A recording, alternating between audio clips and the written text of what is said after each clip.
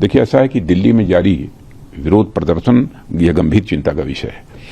और यह अत्यंत दुर्भाग्यपूर्ण है कि हमारे देश के छात्रों और नौजवानों को कुछ लोग अपने राजनीतिक स्वार्थों की पूर्ति के लिए एक राजनीतिक औजार के रूप में इस्तेमाल करने का प्रयास कर रहे हैं। प्रधानमंत्री मोदी जी के नेतृत्व में हमारी सरकार विद्यार्थियों और नौजवानों की आकांक्षाओं को पूरा करने और उनके कल्याण के प्रति पूरी तरह से प्रतिबद्ध है और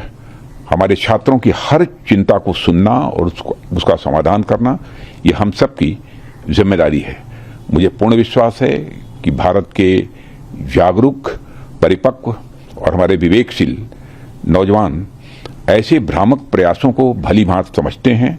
और वे प्रगति, विकास तथा राष्ट्र निर्माण के ही वो मार्ग को चुनेंगे। मैं पूरी तरह से आश्वस्त हूं। हम इस बात के लिए भी पूरी तरह से प्रतिबद्ध हैं कि किसी भी व्यक्ति, विशेषकर हमारे छात्रों और नौजवानों के साथ किसी भी प्रकार का अन्याय न हो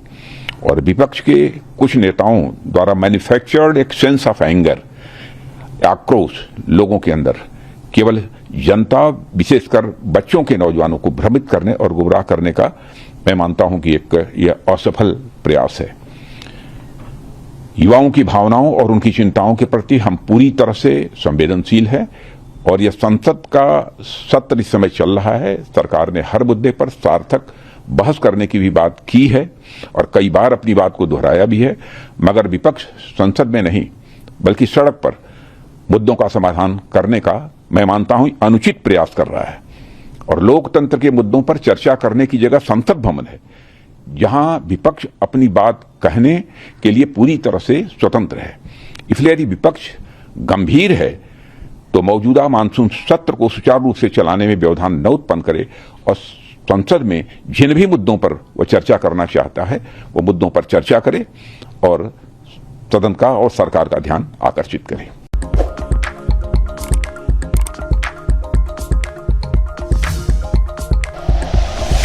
like and share videos, subscribe करें हमारा चैनल और प्रेस करें बेल आइकॉन। न्यूज़ 11 भारत, सच है तो दिखेगा।